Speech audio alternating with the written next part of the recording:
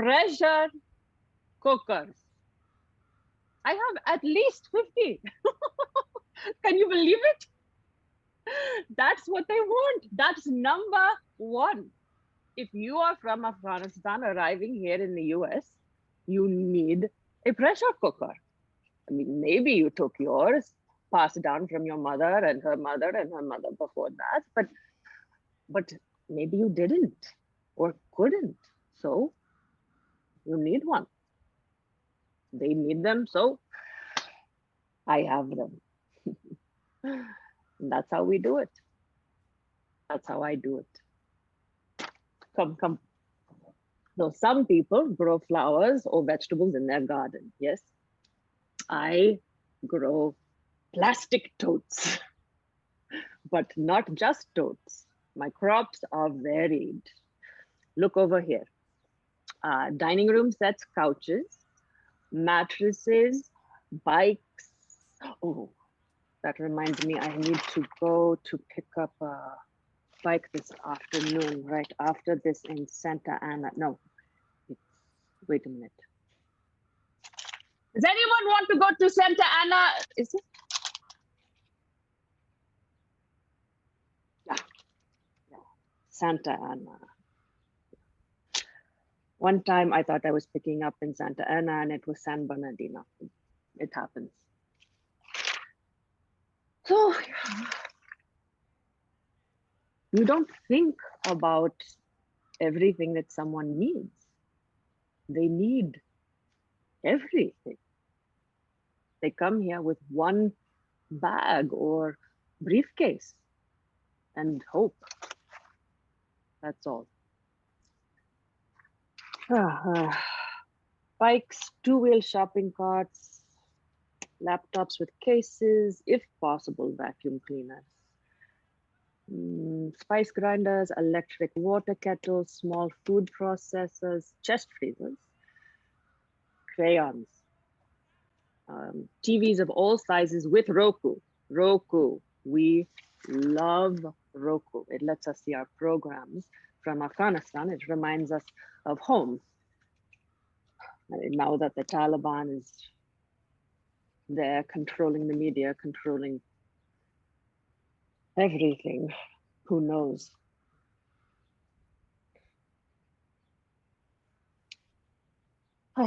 Where was I? Yes. Roku. Rice cookers, bedding of all sizes, prayer rugs, especially important because we need them to pray, sometimes 5 times a day. So I have them, I have everything. And I give it to them for free. And the people know, the community, they know. You have something you don't need, give it to Nazia Jan. You have something that you think they need, call Nazia Jan. You're not sure what to do with it? Call Nazia Jan, she'll take it, she'll take it. They call me sometimes all day, any time of the day or night. Sometimes people just pull up and drop it off with the contents of whole houses. Oh, and then sometimes they tell me, sometimes they don't, but the neighbors are so great. They know what I do and they never complain. And not complaining about something is rare for people in Orange County.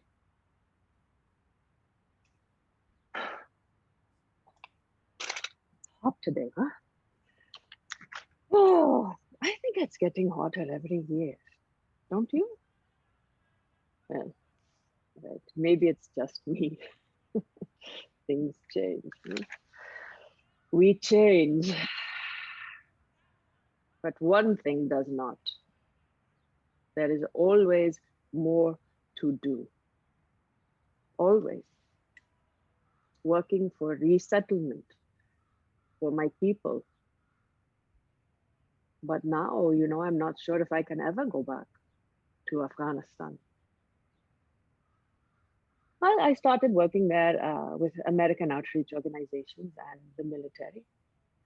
And when I was there, it was the same in a way. You know, everyone knew me. Hey, you need something?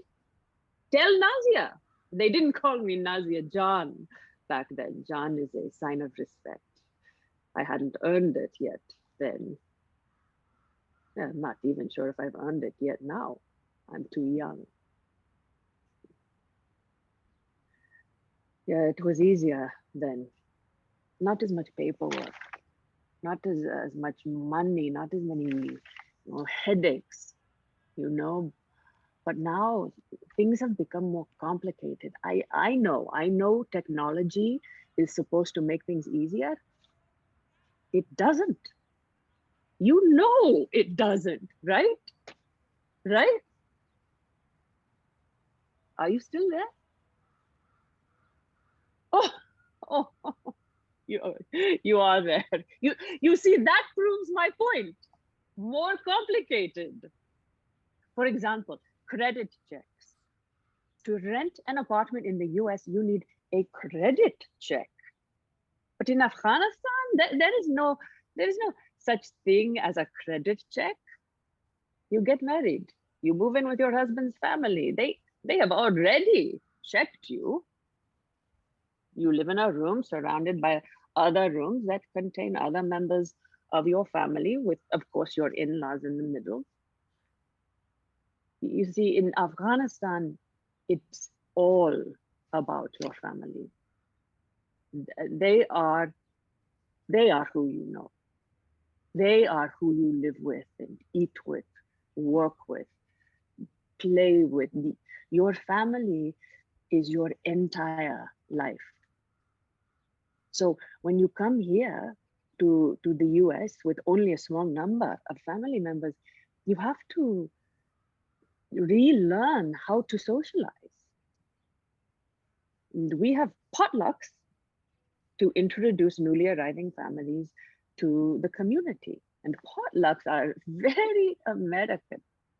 We don't have them in Afghanistan. I have to tell them what a potluck is. That you bring your food and share it with strangers so they can become your friends. And so they do it, they try it. And let me tell you, you have never seen so many pressure cookers in one place. But I tell them, in Afghanistan, it's about you and your family. But in America, it's no longer just your family. The whole community is your family now. What matters is that you live under one flag now, the American flag, right here on my notebook, to remind them, to remind me, to remind them that we are all family here, and it is beautiful.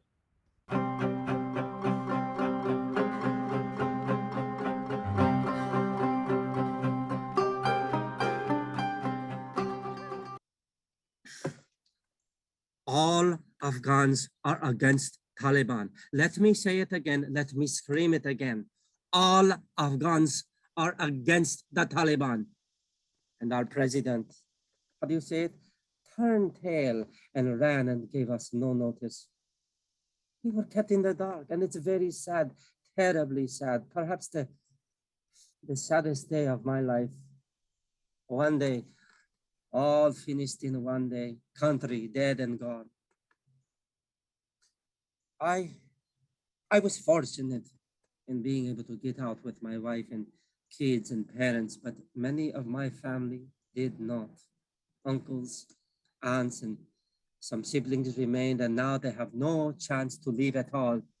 There are no passports, no planes, no flights, and the borders are all closed.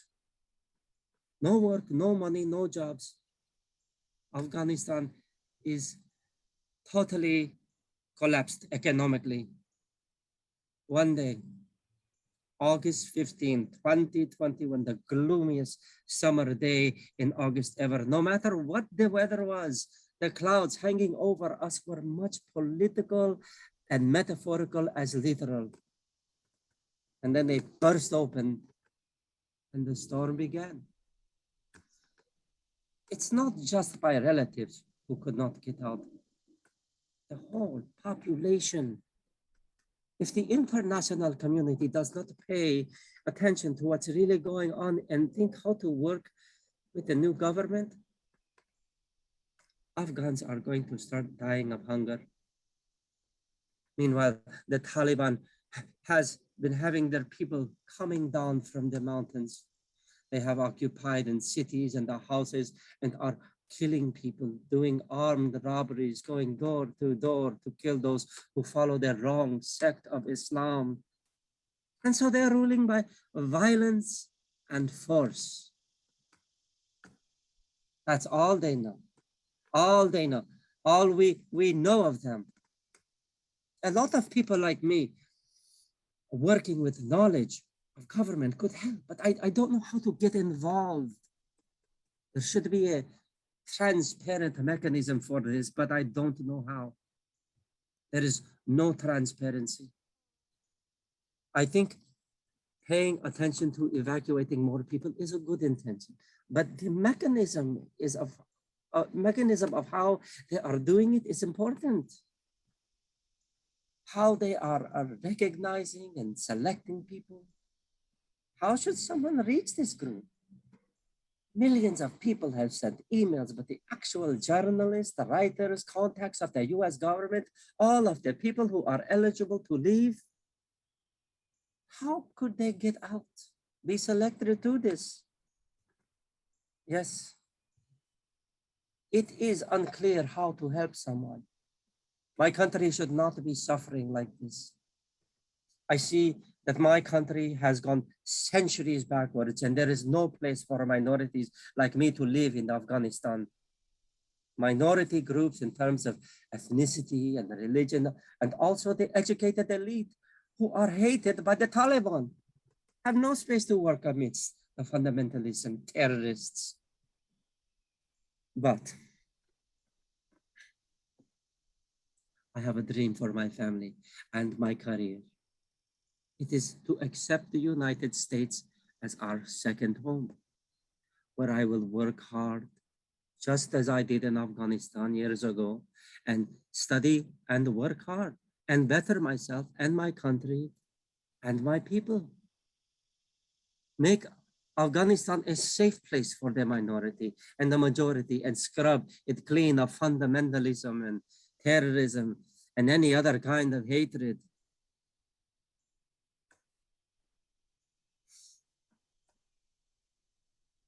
I have no identity. I left everything that was behind in Afghanistan. Here I am, just a refugee and his family, sitting in a camp in a place called Wisconsin, which I understand is famous for its cheese and its beer. But at least it's a nice camp where we have free food, free accommodations, free clothes, and it's okay.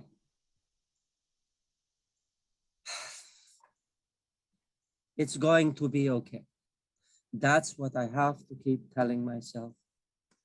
I'm here, I'm alive, I survived. It will all be okay. Sunday, August 15, 2021, was the day my whole world died. No, was murdered, assassinated. I was lucky enough to escape with my mind and body and not much else.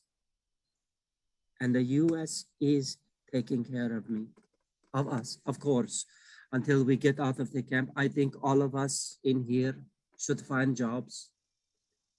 If anyone is listening, can introduce me to journalists and or your personal contacts. It would help me to get my voice heard further about the survival of my news agency. I was a failure only because of our president betrayed us and the Taliban blindsided us. But still, I'm in a better place now. Wisconsin is very pretty this time of year. The leaves are turning. We don't have a lot of leaves in Kabul, except in the mountains, but most importantly, in Wisconsin. I don't have to worry about the late night knock on the door, followed by a gun muzzle in the face, some harsh ethnic insult, and then a dull thud of nothing because the Taliban bullet arrives before you hear the bang and then you're dead. After all, 6 months before my country went to hell, I was just driving down the road with my kids when an IED, that's an improvised explosive device, went off next to us. Fortunately, I was prepared then. And while my van did get knocked off the road, none of us were injured. 6 months later, August 15, 2021, no one was prepared. Please do send your list of journalists and contacts. The war in Afghanistan is far from over. The beginning was not the end. It was the beginning of something far more dangerous. Oh, and since I am in America now, I'm trying to fit in. When you're sending me those lists of journalists and contacts of who can literally save my news agency and my family lives, can you also explain how American baseball works? Because I get the impression that it's like a kind of a state religion here. Although it also looks kind of fun.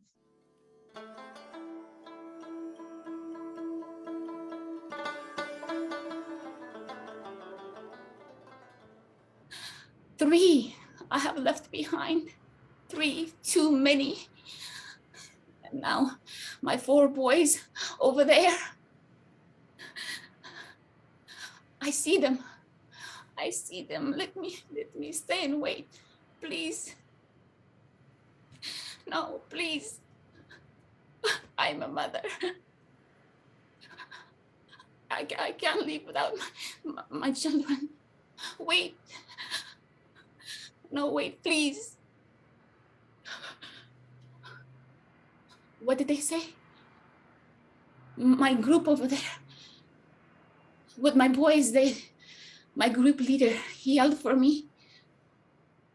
Chi, Bachaim Peshatas. They say they have my boys and I must go. I must, but I don't want to do it. Without helping cross, please. Please wait. All right. Bachim, they're making me go and they're making me go get in the car. But I will wait, ma. Amin siya muntazir mi muna. I will not go without you. I will wait here for you. Be brave.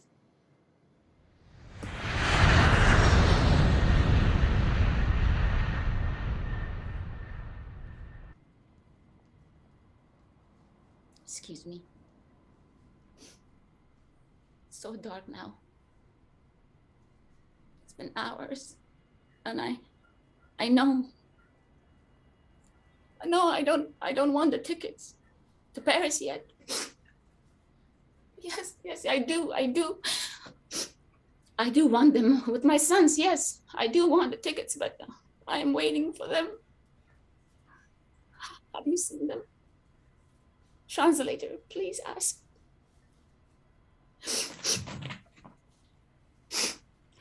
These are them. This is my 15-year-old. Can you see? My 15-year-old. Do they look familiar to you? There will be four of them. I'm so worried about my My younger one, he gets stomach aches. And him in that terrible water. Maybe that slowed him down. If he got sick, what if that happened? What would he do? Would they take him to the doctor? Where's the doctor? Oh, you don't know? You just do the tickets, right? Yes, I understand. But I can go.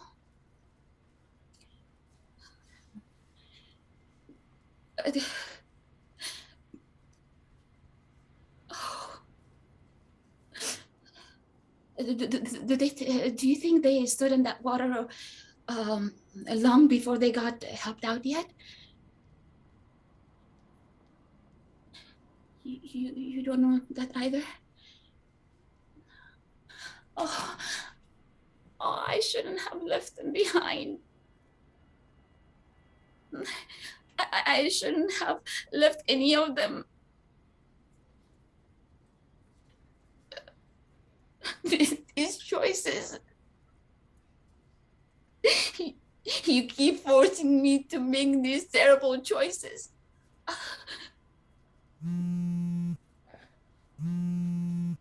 Wait. It's them. My sons. Hello? Ballet? Murtadha? They won the car. The car. But no, I cannot send the car. I don't have control over cars. I have no money to send. Where are you? Could you ask them? Oh, why aren't you closed?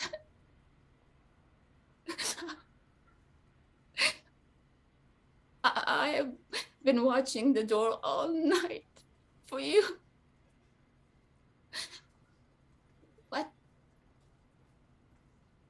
What did you say?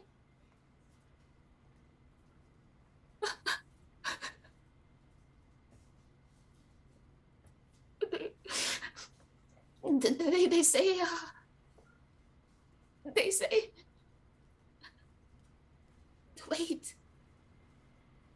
wait, mother, wait. They say they haven't crossed yet. They haven't left. Oh, why haven't they? Do you know?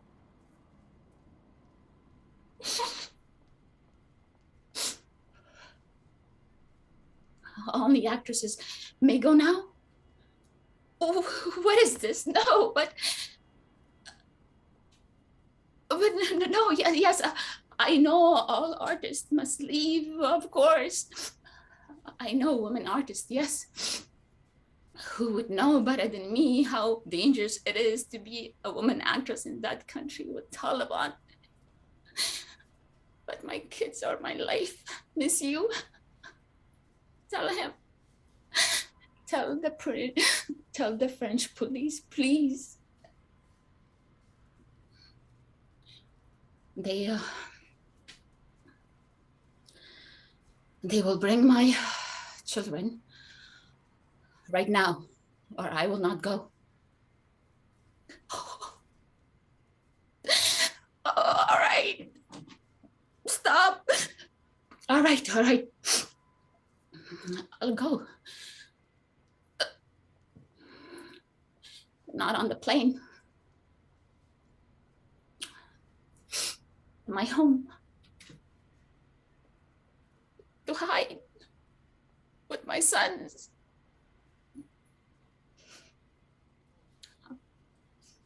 I'll go home.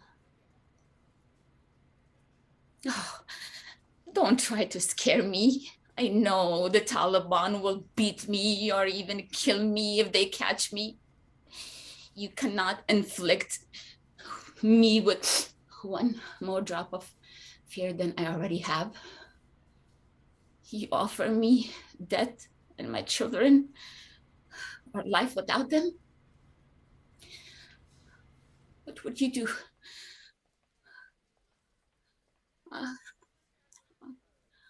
I will go home to my sick husband, to my hungry kids.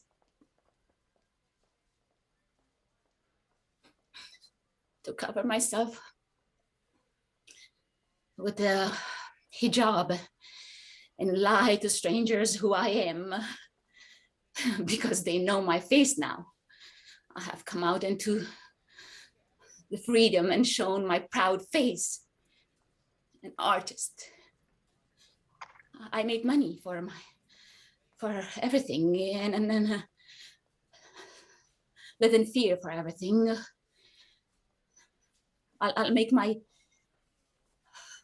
oh God, they'll make my sons fight against the resistance, you know.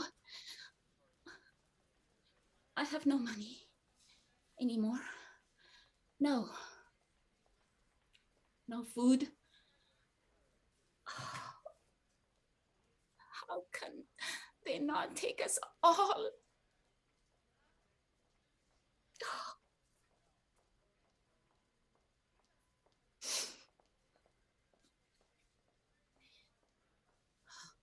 I'm going. God help us all.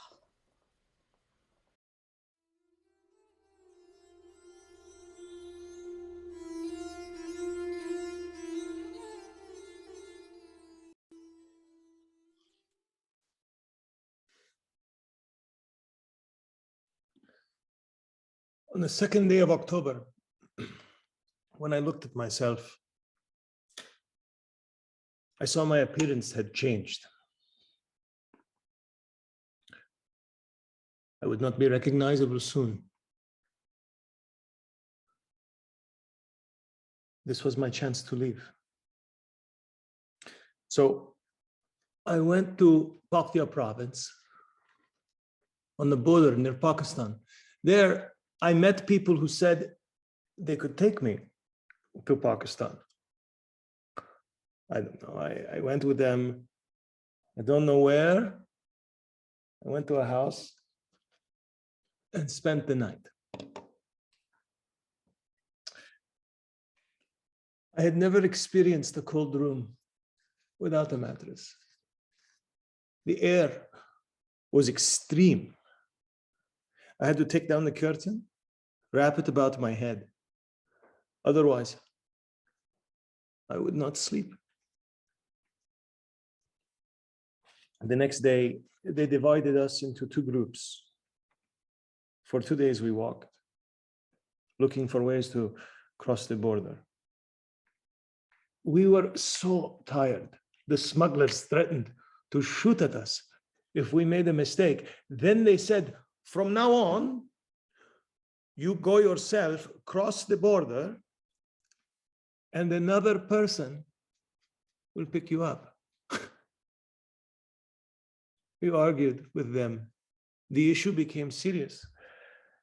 They were supposed to go with us into Pakistan.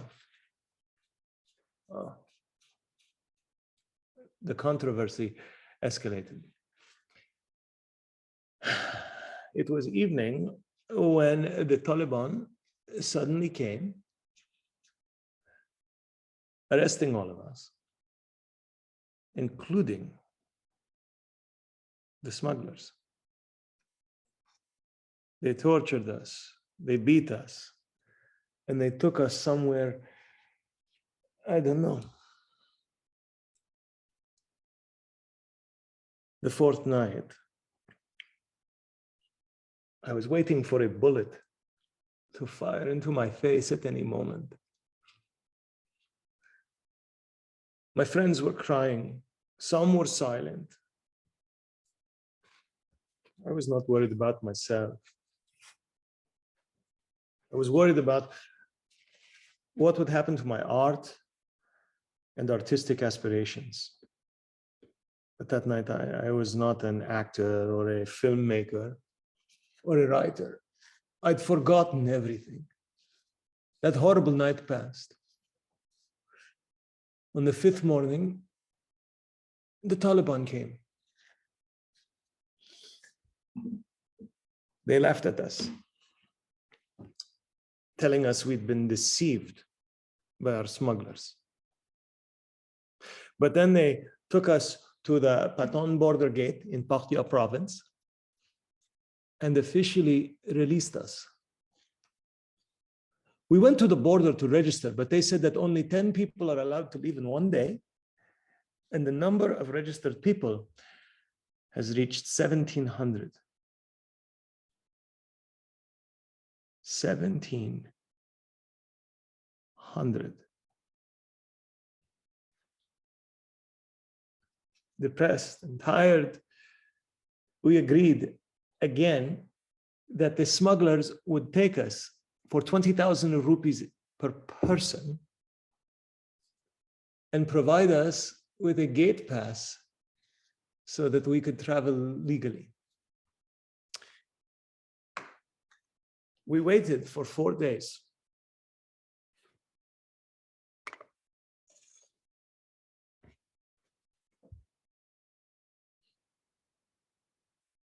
Waiting is worse than death. A terrible expectation that restrains the human soul and stifles the cry within man. I consider this expectation to be the lowest sense. Every minute imposes 60 years of a human life in prison. We waited every moment for them to come and tell us we could go.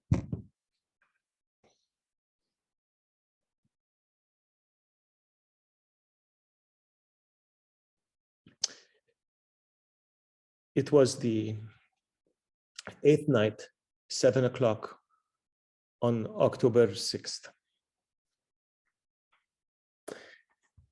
They told us to come to go to the prepared gateway. I was traveling in a car when I saw more than 50 Taliban surrounding us with very dangerous weapons. They shouted at everyone, "Do not move or we will shoot." I had a travel bag with me, which was my clothes, 3 volumes of my books, and my phone. I took videos and photos every moment with my phone's HD camera. Now I just slowly hid my phone in the car and stood quietly. They arrested us all, along with the drivers of our vehicles. Of course, the smugglers disappeared. From 7 a.m. to 3 p.m., we were in the custody of the Taliban in Paktia province. When they asked, I said, I do not have a phone. They asked, why do you not have a phone? I said, I sold my phone. If my phone fell into their hands, they would recognize me because my Facebook was active and I was in contact with foreigners through WhatsApp. We stayed with them for 3 days. Then we were released, but only because of an accident. The accident was a friend of mine knew their language and told them that we were deceived by our smugglers. At the same time, a call came into the Taliban commander that someone had been killed. His people looked at my friend, the others left. I did not go. I couldn't leave this friend of mine, not alone. We both stayed with the Taliban for an hour. What is our sin? She should. Then they released us. And we returned home. Yes, I came home. And now I am in hiding. I do not know how to leave the country. I do not know how to take a deep breath. My dream for the future is that I should continue my art and work in theater and cinema. I cannot choose anything other than art. Work in art is my love. It is connected to my soul. The Taliban have said that artists should choose another profession. I struggle to prove that art is not just a profession, but a human mission and an essential need, a need of human society.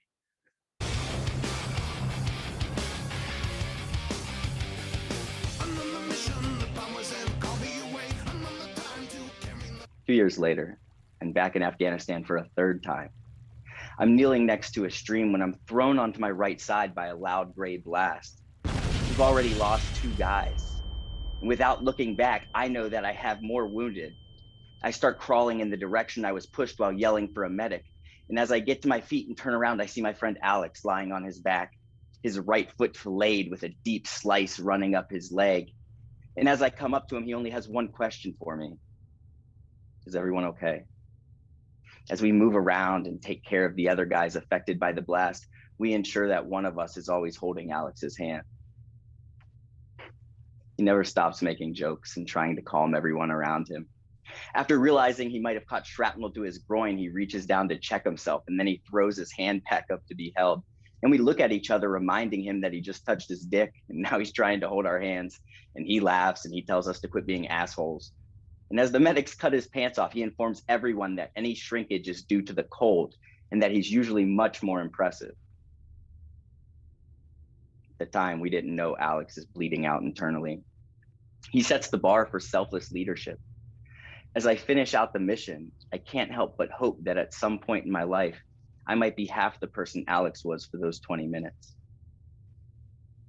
I keep it together for the first couple of days after his death. But when my best friend catches me away from our guys and gives me a hug, I can't help but break down. He physically holds me up as my legs give out. And just as I start to pull myself together, he begins to break down, and I get my shoulder under his and I hold his weight.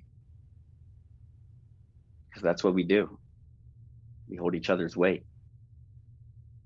A moment later, we wipe our faces, we put back on our masks of composure, and we step back out in front of the men we're leading.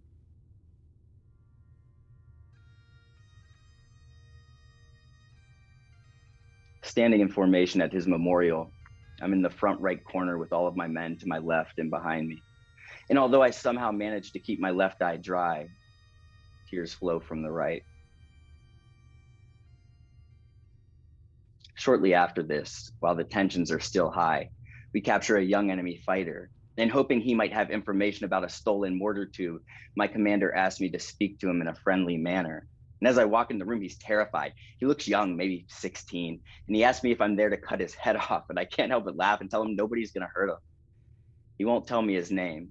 But when I smoke a cigarette, he asks for one.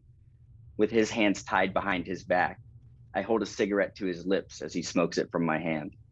One of my men sees this through an open door and he's furious. I know he's thinking that this could be the guy that killed Alex. But I can't help but recognize that born into his environment, with his upbringing, I'd be him. At the same time, I wouldn't hesitate to stab him in his neck if it was necessary to protect my guys. Almost 8 years after leaving the 82nd Airborne Division as a staff sergeant, I watched people cling to the side of an aircraft during takeoff. I hurt for the Afghan people. I know that eventually I'll come to feel other emotions. I imagine I'll be angry and that I'll grieve the loss of my friends in a new light, but my thoughts aren't there yet. Right now, all I can think of are the flashing memories of the kind people of Afghanistan, the innocent, the women, the children, with whom I've spent 3 years. And it's true that there's no place in the world where I've experienced more violence, but there's also no place in the world where I've experienced such unprompted hospitality. On more occasions than I can remember, someone would walk out of their house and set a cup of tea next to me in my machine gun, or my truck, or my squad.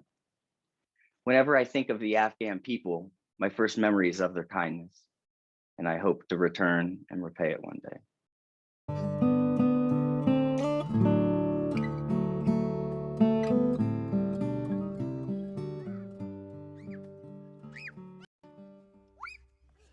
One thing people got right is that we spent too much time over there. I mean, we really did. We made a difference, but 20 years? We spent too much time over there. Now, was it all for nothing? I don't think so. But if you see what happened at the end of it and everything, it's like, it feels like it was wasted in my heart, you know? Like being a part of that unit, it feels like what we did was wasted because our unit was assigned to help the Afghans fight this war on their own. And in a matter of days, it was just gone. Like, so what did we do for 20 years? Did we have a mission statement? Did we have an exact mission? Did we have a mission statement that was, you know, instilled in us when we went over there? We were supposed to make friends and teach them how to do things. And, you know, I feel like we accomplished that, but it still feels like so much time was wasted and so much money was spent.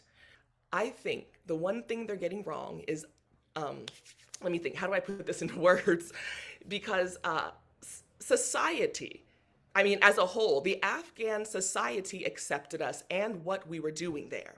And I think a lot of people got that wrong, that Afghans didn't want us there. When I got home, I had a lot of people saying, oh, I heard the Afghans didn't want you there. They were protesting.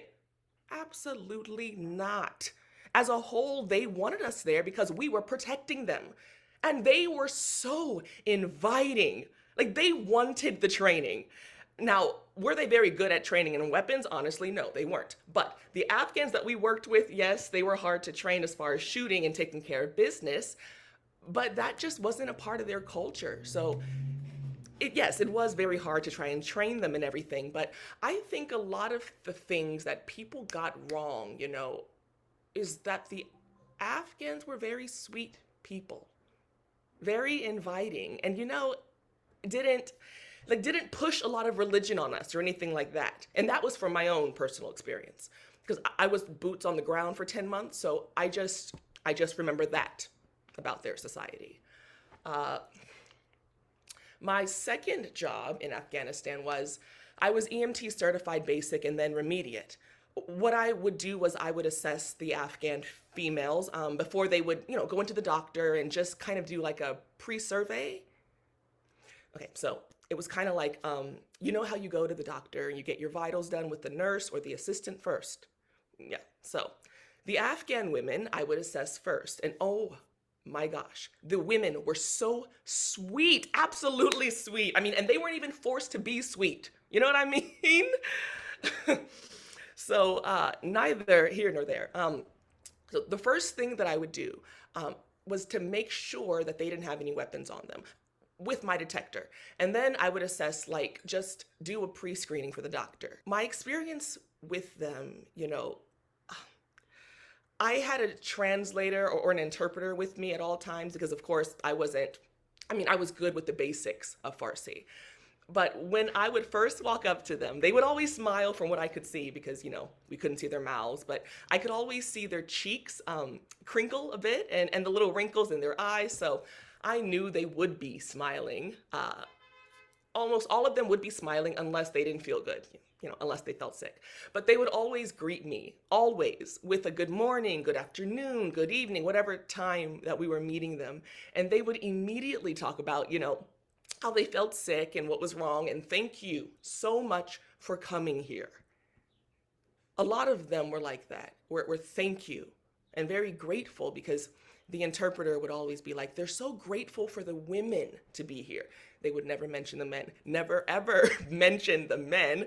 They would just talk about us, talk about our scarves and compliment our scarves and the color of our hair. I mean, every female that I came in contact with in my 10 months was absolutely sweet. Just phenomenal. Gosh, yeah, I have nothing but good things to say about them.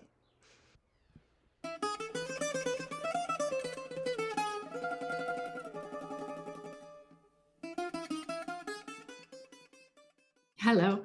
I was there in 2007. I decided to teach at the university, and it was very interesting because the whole university had a library, but they did not have any ancient Greek drama. They did have some books in English, but not many students spoke English, and they did not have plays.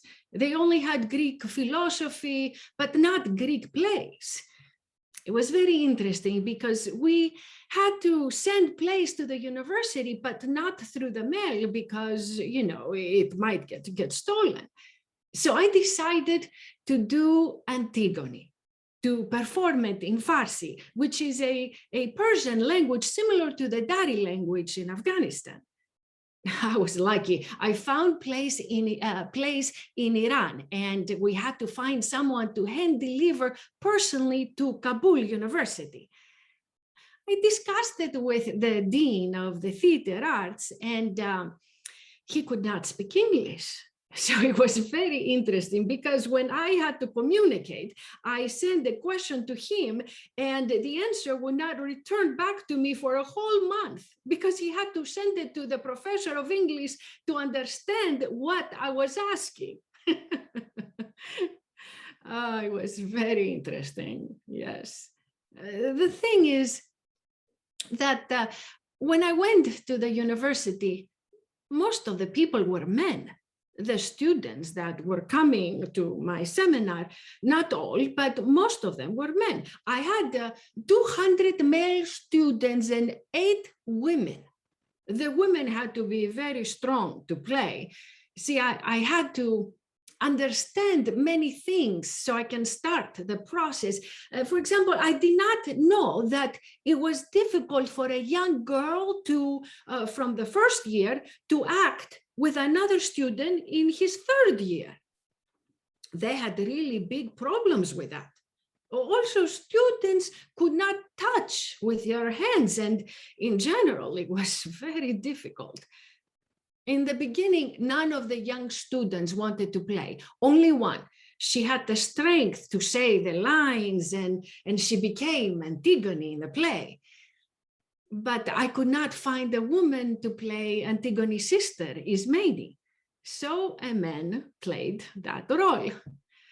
The girl who played Antigone was really, really good, but terrified.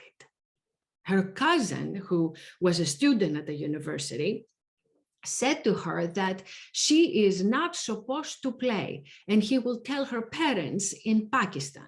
She got very frightened because after a while, her uncle said to her that if she continued acting in front of people, even in seminars with all the students, her family would have a problem and they would kill her parents.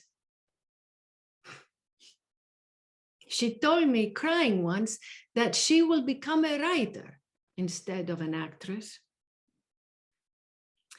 It wasn't easy, even in that time. So you can imagine what's going on now.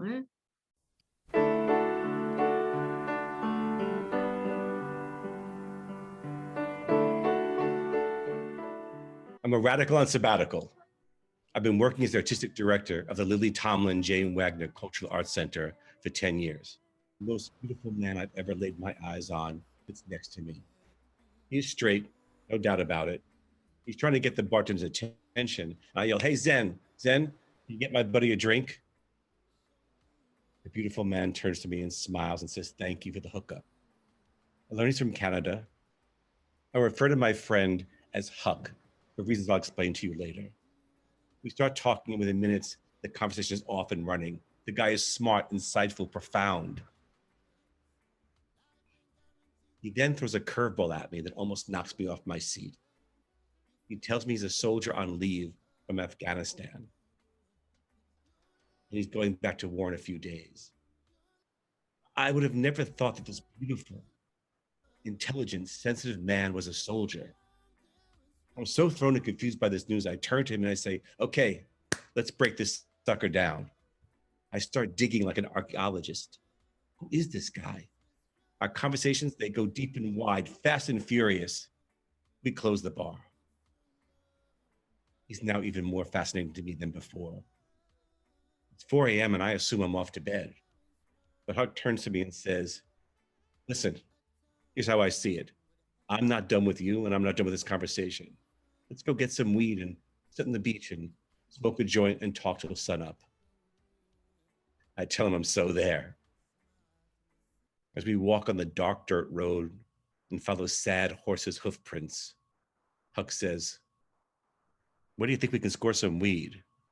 I point to an old man in his 80s with a Molly Rules t-shirt selling bottles of scotch, cigarettes, and Pringles. I guarantee you, he's our best bet. Huck turns and says, come on, little buddy. Huck, why do you keep calling me that? I feel like Gilligan, on Gilligan's Island. He says, oh no, little buddy, that's who you are. It's too late. I like calling you that. Scoring takes all of 5 minutes. Huck returns with this little sneaky smile on his face. I not only got you enough weed for the week you're on this island, but I also got you papers and a lighter. I turn to him and I say, if you're trying to get down my pants, you had me at Afghanistan. We sit by the ocean, by beach lamps that keep the waves in green. And while the ocean further down, now in black blue. How can I continue to share our lives? I learned he's had an epiphany in Afghanistan that has transformed him. After 9/11, he felt a deep need to fight against the Taliban. Now, Canada never went into Iraq, nor would he. But fighting the Taliban was something he felt he had to do. Little buddy, I'm strong, I'm young, I'm capable. If not me, then who? I don't know how to explain this to you, but I had to go. It's my destiny. That complicated, and it's that simple. I don't know if I agree with him, but all I do know is I want him to be safe. Now he sees how wrong the war is. Huck explains that we will never, ever build the army this country needs. Give up a deep affection for the Afghanistan children and no longer thinks it's right to kill anyone. He's hoping for a replacement assignment where he could leave combat and become a search and rescue expert for the Canadian Army. Every now and then, I just burst out, God, you're beautiful. He lowers his head, blushes, and says, thanks. And in return, God, you are so great. He knows I'm not coming on to him, clearly way beyond that. Neither one of us has no idea how we ended up on this island. We were never supposed to be here. We didn't know it even existed. Not on either of our trajectories. Our conversation just glides from one thought to another. I'll show him LA, he will show me Canada. Talk about books, his girlfriends, my boyfriends, the demise of the Bush administration, the hope of Obama saving lives and living lives. He wants me to help him read books again. While we talk the night into the day, the full moon stares us down. As we say goodnight, he tells me he'll be getting a really enormous tattoo tomorrow. He asked me if I could stop by the tattoo shack, the one with the huge orange hammock on the front porch. The next day around noon, I race to the tattoo shack. I want to be with Huck. My feet can't get me there fast enough. Yet I'm baffled by this intense urgency.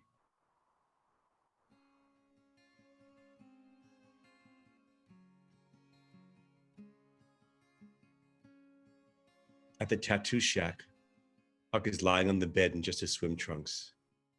He tells me he's getting really scared because it's going to take about 4 to 5 hours and it's going to hurt.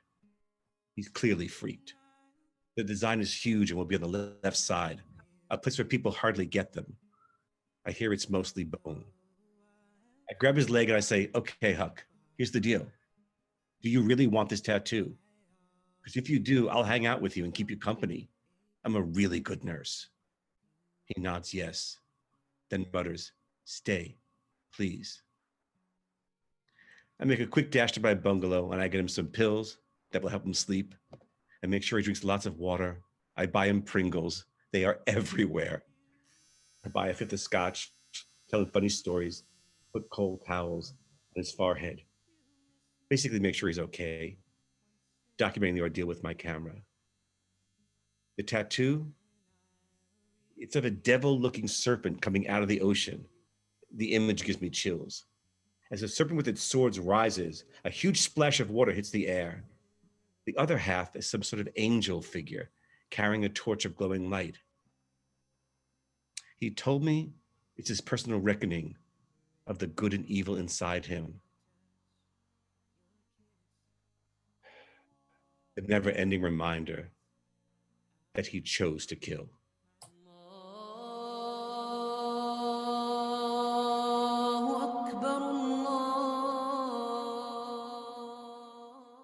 We spent 72 hours discussing the Taliban, dealing with them, talking with them, and trying to persuade them to let us inside the airport. We tried lots of options. We even had to do little hand-to-hand to help us to get inside the airport.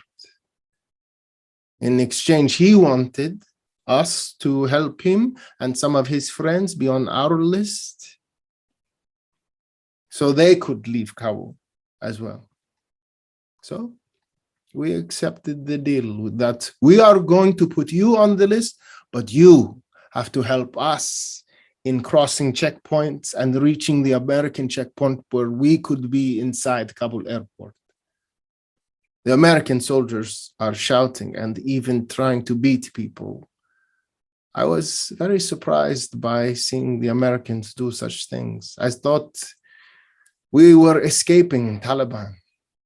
But inside Kabul airport, I saw like American Taliban, American soldiers who were abusing the same, like Taliban, shouting at the people. Personally, I was a writer and a filmmaker.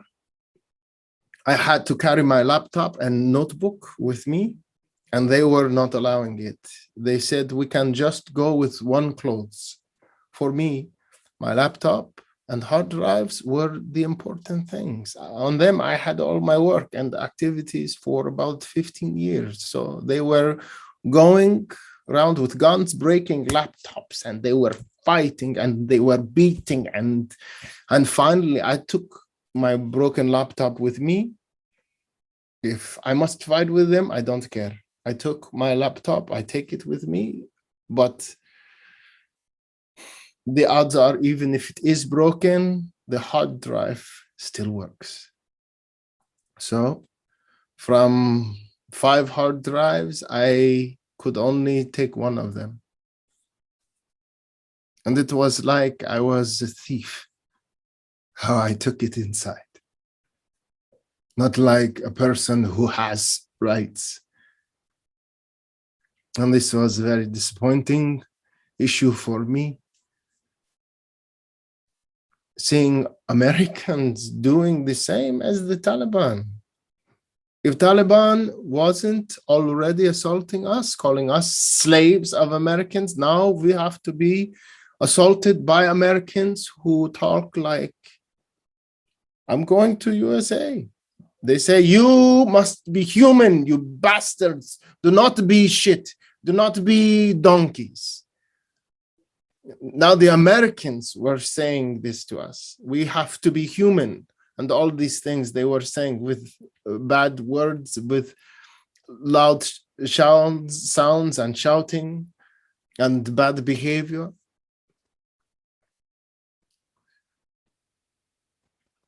Finally, at 7 a.m., we were huddled inside the American military airplane. There were 5 airplanes in the airport, and I think we were the last people.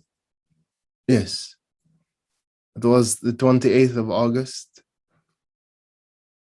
We got to the airplane, and in the airplane, it was like we were sheep.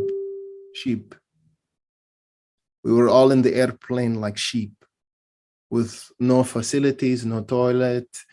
In my life, I've had the experience of visiting the USA in 2010, 2011, and 2017, and I've never seen such a thing.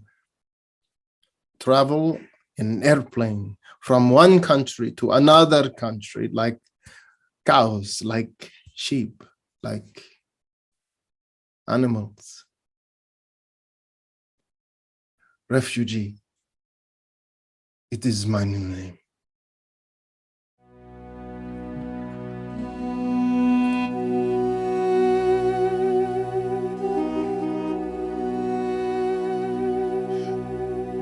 The patriarchy doesn't die easily, if ever. It may be pushed back, but it hides and waits like a bacteria until you let down your guard or you are vulnerable in any way. Then it rises against you again with ferocity.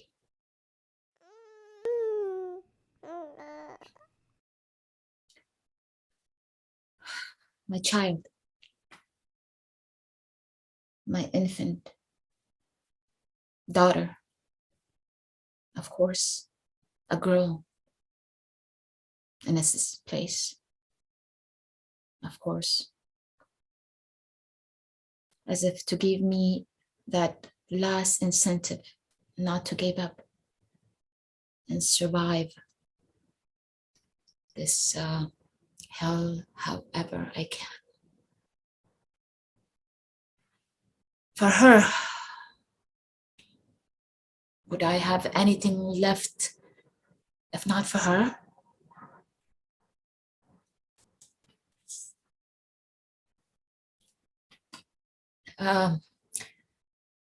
This is not a gunshot wound, not yet.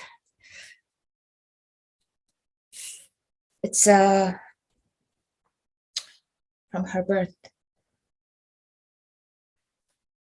which was difficult because I have been shot before.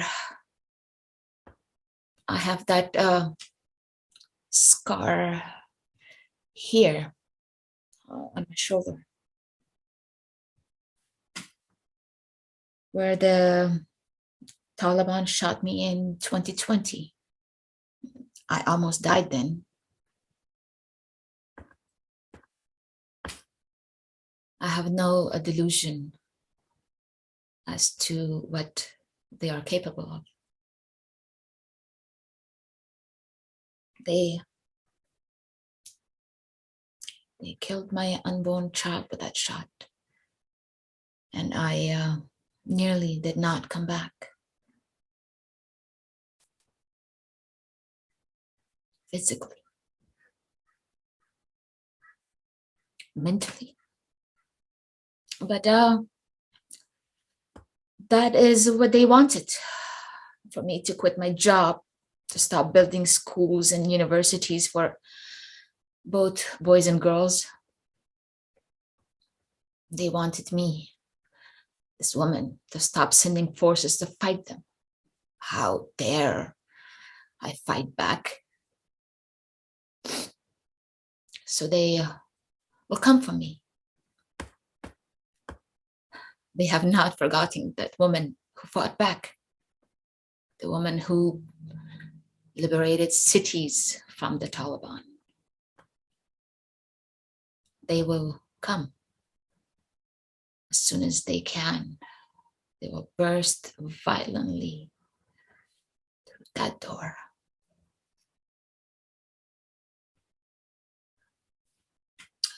They stopped once, but we still had help from the outside world and hope. So I recovered, willed myself to do it, and dare to have another child too. I still believed, and I swore they wouldn't stop us. Every one of us who fought them so hard, for all of us. couldn't give them that victory over me. My whole life, I've been their prey. I'm a woman, for one, and a leader, which is not acceptable to them. I'm a Hazara as well. Hazaras and Shias have been victims of the Taliban genocide before. They have not forgotten that hit for us, especially since we fought IS, IL, and Al-Qaeda in 2001.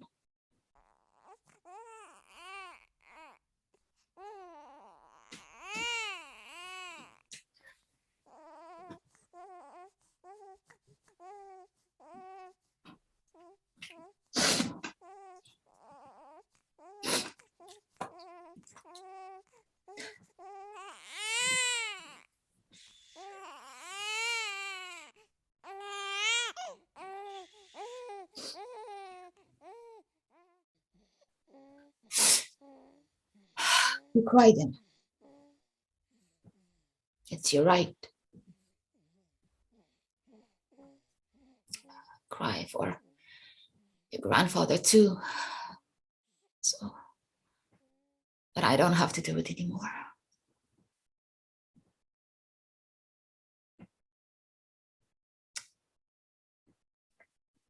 My father.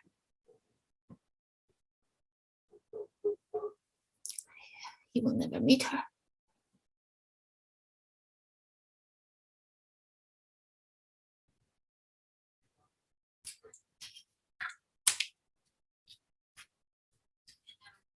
We are in hiding.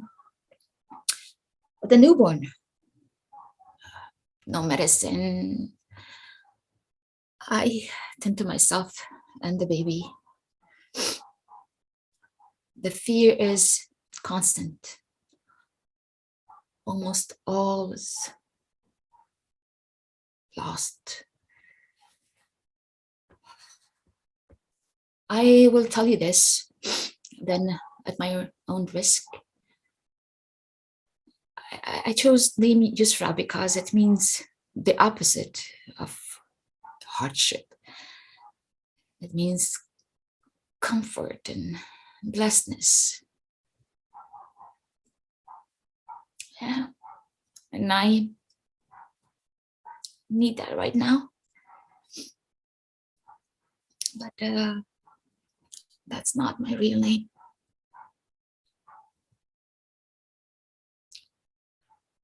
I was a governor. That's why they will hunt me. Me, a woman in Afghanistan. I built universities. Maybe you will know my name. Maybe I will tell it to you someday. Alive and safe. With my daughter. With my family. I will tell you then the things we have accomplished before this nightmare wiped all of us, all of it away again. We had women in power here. We were something. I was strong for my people. I did not let even one trench fall in my father. He was proud.